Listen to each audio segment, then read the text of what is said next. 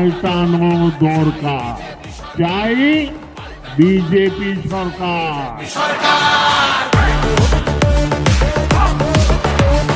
26,000 চাকরি গেল, যোগ্য পায় না বিচার।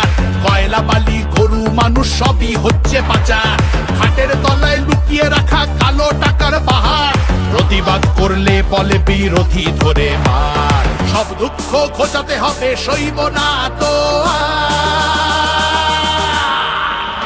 তাই পাল্টানো দরকার, চাই বিজেপি সরকার।